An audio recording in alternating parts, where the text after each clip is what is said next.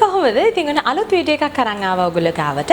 අද වීඩියෝ එකෙන් මම ඔයගොල්ලන්ට කියලා දෙන්න යන්නේ ඔයා කොණ්ඩයක් කලර් කරන් ඉන්න කෙනෙක් නම් නැත්නම් කලර් කරලා තියෙන කෙනෙක් නම් ඔයාට තියෙන්නේ ඔයාගේ කොණ්ඩේ හරියාකාරව මේන්ටේන් කරන එකේ ගැටලුකාරී තත්ත්වයක් නම් අන්න ඒ ගැටලුකාරී තත්ත්වයට විසඳුම් දෙන්න. මොකද ගොඩක් දෙනෙක් තියෙන ප්‍රශ්නයක් ඇවිල්ලා කලර් කරාට පස්සේ සතියක් වගේ කෙටි කාලයකින් සමහරවිට කලර් එක ඔෆ් වෙන්න පුළුවන්.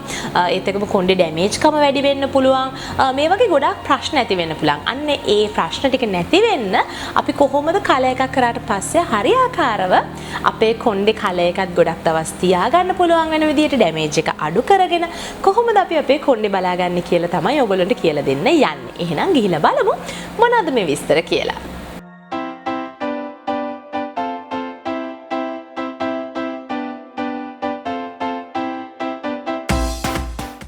ටිප් එක විදිහට තියෙන්නේ. තමන් ඉස්සෙල්ලම කොණ්ඩයක් කලර් කරාට පස්සේ කලර් කරලා වොෂ් කරලා අපේ සලෝන් එකේ ගෙදර ආවට පස්සේ පුළුවන් තරම් උත්සාහ කරන්න අඩුම තරමේ පැය 36ක්වත් ඒ කියන්නේ දවස් දෙකක්වත් තමන්ගේ කොණ්ඩේ වොෂ් කරන්නේ නැතුව ඉන්න.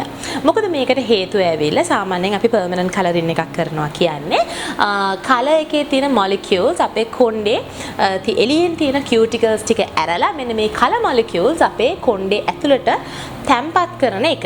ඉතින් ගොඩක් වෙලාවට කලරින් එකේදී අපි කියුටිකල්ස් ටික ඇරියා වගේම අපි ආපහු නැවත වහන්න කන්ඩිෂනර් එකක් දානවා. හැබැයි සම්පූර්ණයෙන්ම ගොඩක් වෙලාවල් වලට කොණ්ඩේ තියෙන කියුටිකල්ස් ටික වැහෙන්නේ නැහැ. ඉතින් මෙවැනි කියුටිකල්ස් ඇරිලා තියෙන තත්වයකදී අපි නිතර අපේ කොණ්ඩේ වොෂ් කරන්න ගියොත් වෙන්නේ අර අපි දාපු කලර් එකේ තියෙන කලර් මොලිකියුල්ස් ටික නැවතත් අපේ කොණ්ඩේ බේස් එකෙන් එළියට කියුටිකල් ටික ඇරිලා තියෙනකොට එළියට එන්න තියෙන ප්‍රවණතාවය වැඩි. ඉතින් ඒක නිසා තමයි කියන්නේ කලර් කරලා පැය අඩුම ගානේ පැය 48ක් යනකම් නැත්නම් දවස් දෙකක් යනකම්වත් අඩුම ගානේ කොණ්ඩේ වොෂ් කරන්න එපා කියලා කියන්නේ ඒකයි. ඉතින් මේ දෙවෙනි කරුණ විදිහට මම කතා කරන්න කැමති කලර් එකක් කරාට පස්සේ මොන වගේ ෂැම්පු කන්ඩිෂනර්ද පාවිච්චි කරන්න ඕනේ කියලා. විශේෂයෙන්ම අපි දැන් වෙළඳපොලේ ගොඩක් තැන්වල ඔයගොල්ලන්ට ලේසි මිලදී ගන්න පුළුවන්. මෙන්න මේ සෝඩියම් සල්ෆේට් නැති සල්ෆේට් ෆ්‍රී ෂැම්පූ සහ කන්ඩිෂනර්ස් පාවිච්චි කරන්න මතක තියාගන්න. මොකද හේතුව සල්ෆේට් නැති ෂැම්පූ සහ කන්ඩිෂනර් පාවිච්චි කරන එකෙන් අපේ කොණ්ඩේ කලර් එක ගොඩක් දවස් තියාගන්න පුළුවන්. ඒත් එක්කම අපේ කොණ්ඩේ හොඳ හෙල්දිවට ඩැමේජ් එක අඩුවෙන් තියාගන්න පුළුවන්. මොකක්ද එතකොට මෙන්න මේ සෝඩියම් ලොරේට් සල්ෆේට් නැත්නම් සල්ෆේට් තියෙන ෂැම්පු කන්ඩිෂනර් පාවිච්චි කරොත් සිද්ධ වෙන්නේ කොණ්ඩෙට. සෝඩියම් ලොරේට් සල්ෆේට් කියන කෙමිකල් එක තියෙන ගොඩක් සෝපි ගතියෙන් වැඩි ෂැම්පු අපි පාවිච්චි කරොත් ෂැම්පු සහ කන්ඩිෂනර් જાති අපි පාවිච්චි කරොත් වෙන්නේ අපේ කොණ්ඩේ කලර් එක ඉක්මනින්ම ඉවත් වීමේ හැකියාව තියෙනවා. ඒක නිකන් බ්ලීචිං ඉෆෙක්ට් එකක් වගේ අපේ කොණ්ඩේ තියෙන කලර් එක ස්ට්‍රිප් ඔෆ් වෙන්න පුළුවන් නිසා තමයි අපි නිතරම කියන්නේ කලර් ප්‍රොටෙක්ටන් ෂැම්පු එකක් පාවිච්චි කරන්න කියලා. බොහෝ දුරට කලර් ප්‍රොටෙක්ටන් ෂැම්පු කියන්නේ මෙන්න මේ සෝඩියම් ලොරේට් සල්ෆේට් එක නැති නැත්නම් සල්ෆේට් ෆ්‍රී ෂැම්පු සහ කන්ඩිෂනර් වලට. ඉතින් දැන් ගොඩක් දෙනෙක් අහන්න පුළුවන් මොනවාද මේ පාවිච්චි කරන්න පුළුවන් ෂැම්පු සහ කන්ඩිෂනර් කියලා. ඉතින් L'Oreal එකේ තියෙනවා කලර් ප්‍රොටෙක්ටන් ෂැම්පු සහ කන්ඩිෂනර් ඔයගොල්ලන්ට ඒක ඕනම සුපර් මාකට් එකෙන් ගන්න පුළුවන්. මීට අමතරව ලංකාවේ දේශීය බ්‍රෑන්ඩ් එකක් වෙන වියානා බ්‍රෑන්ඩ් එක විසින් අලුතෙන් හඳුන්වලා දුන්නා ඒගොල්ලොන්ගේ කලර් ප්‍රොටෙක්ටන් නිෂ්පාදනයන්. එතකොට මෙහිදී කලර් ප්‍රොටෙක්ටන් විතරක්ම නෙවෙයි කෙමිකල් ට්‍රීට්මන්ට් කරපු ඕනම කොණ්ඩයකට ඒගොල්ලන්ගේ මෙන්න මේ සල්ෆේට් ෆ්‍රී ෂැම්පූ කන්ඩිෂනර් ඒත් එක්කම විශේෂයෙන්ම කියන්න ඕනේ ඒගොල්ලෝගේ ප්‍රී ෂැම්පූ එක ගැන මම ගොඩක්ම ආස නිෂ්පාදනයක්. මොකද මම මගේ කොණ්ඩේට පවා පාවිච්චි කරනවා. ඔයගොල්ලෝ දකින්න නැති දැන් කලින් වීඩියෝත් එක බලුවා මම කොණ්ඩේ අලුත් කලර් එකක් දාලා තියෙන්නේ. ඉතින් මගේ කොණ්ඩේට පවා මම මේන්ටේන් කරන්න ඒගොල්ලෝගේ ප්‍රී ෂැම්පූ එක සහ කන්ඩිෂනර් එක කියන ಜಾති තුනම පාවිච්චි කරනවා. ඊට අමතරව තව එක නිෂ්පාදනයක් තියෙනවා. තව මම ඉස්සරහට ඒක ගැන කතා කරන්නම්. ඉතින් ඕගොල්ලන්ටත් පුළුවන් වියානා එකේ ෂැම්පු කන්ඩිෂනර් එක පාවිච්චි කරන්න. නැත්නම් ඕගොල්ලන්ට පුළුවන් ඕනම කලර් ප්‍රොටෙක්ටන්ට් ෂැම්පු එකක් සල්ෆේට් ෆ්‍රී ෂැම්පු එකක් කන්ඩිෂනර් එකක් අනිවාර්යෙන් පාවිච්චි කරන්න. ඔයා කොණ්ඩේ කලර් කරලා තියෙනවා නම් නැත්නම් කලර් කරන්න ඉන්න කෙනෙක් නම් අනිවාර්යෙන්ම සෝඩියම් සල්ෆේට් ෆ්‍රී නිෂ්පාදනයන් අරගෙන කොණ්ඩේ කලර් කරනවා නම් හොඳයි. මොකද විශේෂයෙන්ම දැන් මේ දවස්වල අපි පාවිච්චි කරන ගොඩක් වෙලාවට ඇමෝනියා ෆ්‍රී ප්‍රොඩක්ට්ස් තමයි අපි කලර් කරන්න උනත් පාවිච්චි කරන්නේ. ඉතින් ඇමෝනියා ෆ්‍රී නිෂ්පාදන පාවිච්චි කළා නැවතත් අපි සල්ෆේට් තියෙන නිෂ්පාදනයන් පාවිච්චි කරනවා කියන්නේ නැවතත් එතනත් කොන්ෆ්ලික්ට් එකක් වෙලා තමන්ගේ කොණ්ඩේ තියෙන කලර් එක ස්ට්‍රිප් ඔෆ් වීමේ හැකියාව තියෙනවා. ඒ නිසා තමන් කලර් එකක් කරාට පස්සේ කොණ්ඩේ හොදන්න කන්ඩිෂනර් කරන්න පාවිච්චි කරන නිෂ්පාදන ගැන හොඳ දැනුමක් තියාගන්න. මොකද නැත්තම් ඔයා වියදම් කරලා ලොකු ගාණක් වියදම් කරලා කොණ්ඩේට දාන පාට හරි ඉක්මනින්ම කොණ්ඩෙන් ඉවත් වීමේ හැකියාව තියෙන නිසා. ෂැම්පු කන්ඩිෂනර් ගැන කතා කරපු හින්දාම තව දෙයක් කියන්න ඕනේ. ඔයා කොණ්ඩේ බ්ලොන්ඩ් හෙයා කලර් එකක් නම් කරලා තියෙන්නේ. අන්න ඔයාට විශේෂ කලර් එකක් තියෙනවා දාන්න. විශේෂයෙන්ම නිකන් බ්ලොන්ඩ් පැත්තට බර හෙයා කලර්ස් දාන අය සැලකිලිමත් වෙන්න ඕනේ.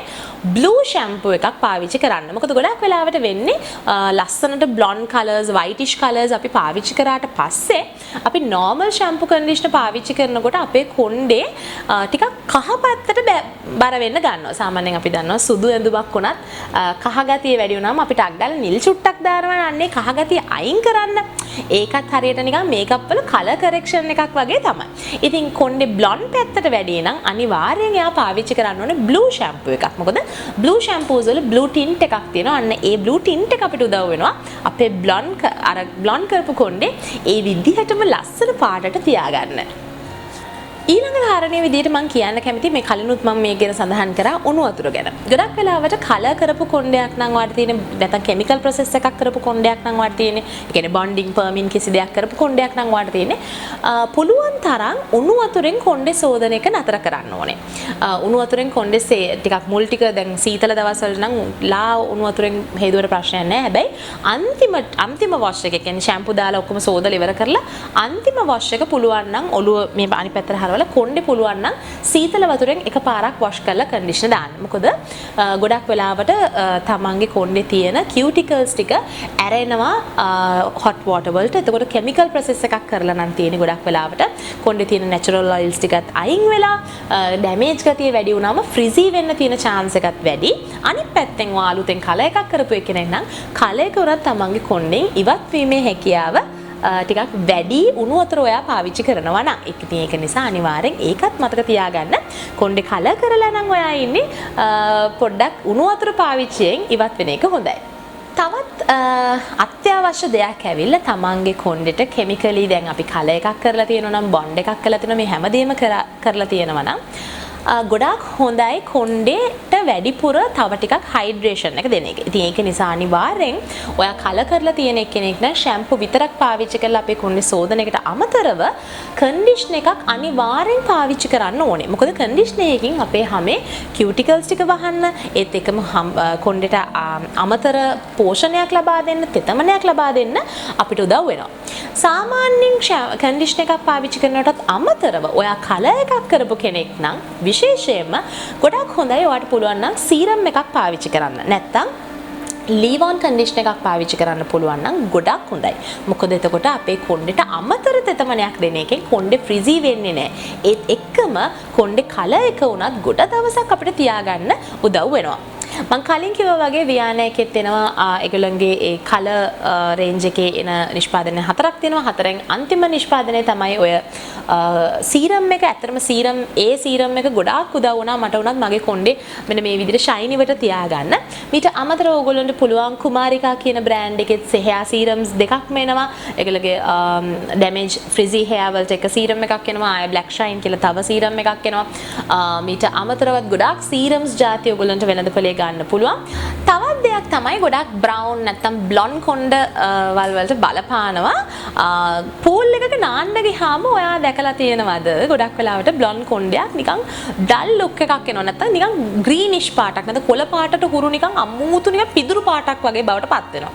ඒකට හේතුව ඇවිල්ලා සාමාන්‍යයෙන් අපි ගෙවල් වල නාන වතුරට ක්ලෝරින් තියෙනවා තමයි. හැබැයි යම් ප්‍රසන්ටේජ් එකකට ඒක තියෙන. හැබැයි අපි ස්විමින් පූල්ස් වල තියෙන ක්ලෝරින් කම ගත්තොත් එමේ ඇත්තටම ටිකක් වැඩි. ගොඩක් වෙලාවට බ්ලොන්ඩ් නැත්තම් බ්ලොන්ඩිෂ් පැත්තට බ්‍රවුන් ඒ වගේ කොණ්ඩ අපි කලර් කරලා තියෙනකොට අපි මේ වගේ ක්ලෝරින් වතුර අපේ ගොඩක් කොණ්ඩේ රැඳුනොත් අපේ කොණ්ඩේ පාට වෙනස් වෙන්න පුළුවන්. අර ක්ලෝරින් එකත් එක්ක අපේ කොණ්ඩේ තියෙන කලර් මොලිකියුල්ස් රියැක්ට් කරලා මේක නිකන් ග්‍රීනිෂ් පැත්තට නැත්නම් ඩල් කලර් එකක් බවට පත් වෙන්න පුළුවන්. ඉතින් එතකොට මේ වගේ අය මොකද කරන්නේ? පූල් එකට බහින්න නැතුව ඉන්නත් බෑනේ. එතකොට ගොඩක් හොඳම දේ ඇවිල්ලා තමන්ට පූල් එකට බහිනකොට හෙයා කැප් එකක් පාවිච්චි කරනවා නම් ගොඩක් හොඳයි. එතකොට කොණ්ඩේ තෙමෙන්නේ නැහැ පූල් එකේ තියෙන ක්ලෝරින් වතුරත් එක්ක. එතකොට කොණ්ඩේ කලර් එක වෙනස් වෙන්නේ නැහැ. හැබැයි එහෙමත් තමන්ට හෙයා කැප් එකක් පාවිච්චි කරන්න අකමැති කෙනෙක් නම් ඔයාට පුළුවන්. දැන් තියෙනවා පින්ක් ෂැම්පූස් කියලා පින්ක් ෂැම්පූ జాතියක්. ගොඩක් වෙලාට ලංකාවේ ලේසියෙන්ම ගන්න පුළුවන් ජෙවල් කියන බ්‍රෑන්ඩ් එකකින් ඒගොල්ලෝ ගාව පින්ක් ෂැම්පූස් තියෙනවා. ඉතින් මම කලින් කිව්වා බ්ලූ ෂැම්පූ එක වගේ පින්ක් ෂැම්පූ එක පාවිච්චි කරන්න ටිකක් ග්‍රීනිෂ් කම ඇවිල්ලා තියෙනවා නම් මොකද ග්‍රීන් කියන කලර් එක නියුට්‍රල් කරන්න පුළුවන් පින්ක් ෂැම්පූ එකකින් තමයි. එතකොට පින්ක් ෂැම්පූ එකක් පාවිච්චි කරොත් ඔයාට පුළුවන් ඔයාගේ කොණ්ඩේ තියෙන එන්නේ ඩල් ලුක් එක නැත්නම් ග්‍රීනිෂ් ගතිය ඉවත් කරගන්න. දැන් ගොඩක් දෙනෙක් තව දුරටත් අහන ප්‍රශ්නයක් ඇවිල්ලා මෙන්න මේ හෙයා කලර් එකක් කරාට පස්සේ ඔයිල් ට්‍රීට්මන්ට්ස් කරන එක හොඳයිද කියලා අහනවා. ඉතින් ගොඩක් වෙලාවට එතනදී කියන්න තියෙන්නේ මෙන්න මෙතන මේ පොඩි ගැටලුකාරී තත්ත්වයක් තියෙනවා. ලංකාවේ තියෙන සමහර ආයුර්වේදික් ඔයිල් යූස් කරන අයට ගොඩක් වෙලාවට ක්ලියර් ඔයිල්ස් නම් ප්‍රශ්නයක් නැහැ. يعني පොල් තෙල්, ඔලිව් ඔයිල් නැත්තම් අපිට පුළුවන් කැස්ටර් ඔයිල්, ආමන්ඩ් ඔයිල් වගේ ටින්ට් එකක් නැති ඔලිව් ඔයිල් වල උනත් සමහර වෙලාවට අර ගොඩාක් ග්‍රීනිෂ් පැත්තට බර ඔලිව් ඔයිල් නම් පාවිච්චි කරන්නේ නැතුව ඉන්න එක හොඳයි.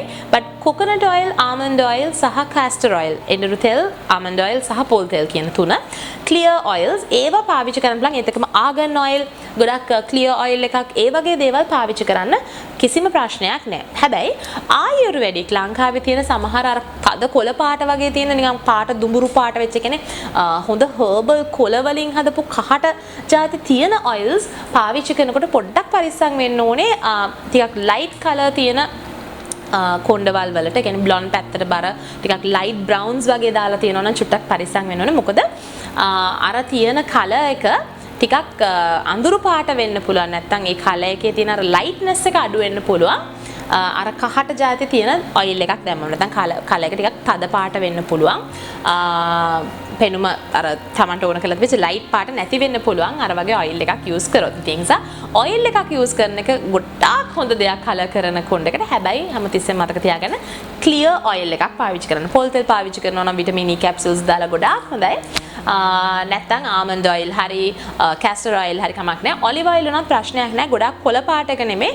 සාමාන්‍යයෙන් අර ටිකක් ක්ලියර් version එකට තියෙන ඔලිව් ඔයිල් එකක් පාවිච්චි කරන්න පුළුවන් නම් ගොඩක් හොඳයි තමන්ගේ කොණ්ඩෙට. ඒත් එක්කම තව දෙයක් ඇවිල්ලා ගොඩාක් hot oil treatments කරන්න එපා. කලර් එකක් දාපු මුලදී පළවෙනි සති දෙක වගේ ඇතුළත කාලෙදී ගොඩාක් hot oils use කරන්න එපා. නැවතත් වෙන්නේ අර hotness එකේ හින්දා cuticles open වෙලා colour molecules එළියට යාමේ ප්‍රවණතාවය ටිකක් වැඩි හින්දා.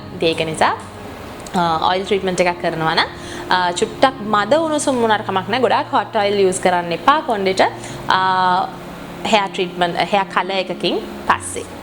අන්තිම දේ කියන්න තියෙන්නේ මමත් ගොඩක් වෙලාවට මගේ කොණ්ඩේ නිතර බ්ලීචින් කරන කෙනෙක්. හැබැයි මගේ කොණ්ඩේ ෆ්‍රිසි නැතුව ස්ප්ලිට් එන්ඩ්ස් නැතුව මම තියාගන්න ලොකුම රහස ඇවිල්ලා deep conditioning treatments. සාමාන්‍යයෙන් oil treatment එකකටත් වඩා ගොඩාක් හොඳයි කලර් එක කරලා පළවෙනි සතිය ගියාට පස්සේ කොණ්ඩෙට හොඳ deep conditioning treatment එකක් කරන්න පුළුවන් නම් කොණ්ඩේ ෆ්‍රිසි වෙන්නේ නැතුව ඩැමේජ් වෙන්නේ නැතුව තියාගන්න පුළුවන්. කියන්නේ පළවෙනි වොෂ් එක කරන දවසට හොඳට ඩීප් කන්ඩිෂන් ට්‍රීට්මන්ට් එකක් කරලා කොණ්ඩේ වොෂ් කරන්න පුළුවන් නම් ඔයාටම තේරෙයි තමන්ගේ කොණ්ඩේ කොච්චර හෙල්දිවට අපිට තියාගන්න පුළුවන්ද කියලා. ඒක තමයි ගොඩක්ලාට මම කරන්නේ. මම කලර් එකක් කරපු ගමන්ම පළවෙනි වොෂ් එක දවසට අනිවාර්යෙන් හොඳ ඩීප් කන්ඩිෂන් එකක් දාලා විනාඩි 20ක් විතර කොණ්ඩේ තියලා තමයි සෝදලා දාන්නේ. ඉතින් ඒ රූටීන් එක මම අනිවාර්යෙන් මාසෙකට පාරක් හරි නැත්නම් මාසෙකට දෙපාරක් හරි කොහොම හරි කරලා මගේ කොණ්ඩේට ඩීප් කන්ඩිෂනින් ට්‍රීට්මන්ට් එකක් කරනවා. මම හිතනවා ඒ හින්දා තමයි මගේ කොණ්ඩේ මෙච්චර බ්ලීච් කරලා තාමත් ගොඩක් ෆ්‍රිසි වෙන්නේ නැතුව ස්ප්ලිට් එන්ඩ්ස් නැතුව කොණ්ඩේ ඩැමේජ් එක නෑ බ්‍රේකේජ් නැතුව කොණ්ඩේ තියාගන්න මට පුළුවන් වෙලා තියෙන්නේ. ඉතින් ඕගොල්ලන්ටත් පුළුවන් ඔයත් කොණ්ඩේ කලර් කරලා නම් තියෙන්නේ නැත්නම් කොණ්ඩේ කලර් කරන්න ඉන්නේ කෙනෙක් නම් මේ ටිප්ස් ටික පාවිච්චි කරන්න. මොකද මම දන්නවා මම මේ දේවල් හැමදේම අත්හදා බලලා තියෙනවා. මගේ කොණ්ඩේ මම නිතරම කලර් කරන කෙනෙක් නිසා. ඉතින් ඩැමේජ් වෙන්නේ නැතුව මම තියාගන්න ඒත් එක්කම කලර් එකකට දවසක් තියාගන්න මේ දේවල් මට උදව් වෙලා තියෙනවා. ඉතින් ඔයගොල්ලෝ තේරෙන මේ දේවල් try කරලා බලන්න. මම හිතනවා මේ වීඩියෝ එකෙන් අලුත් දෙයක් ඉගෙන ගන්න ඇති කියලා ආසාවෙන් බලන්න ඇති කියලා හිතනවා. එහෙනම් අලුත් වීඩියෝ එකකින් ඉක්මනටම හම්බෙමු. බයි.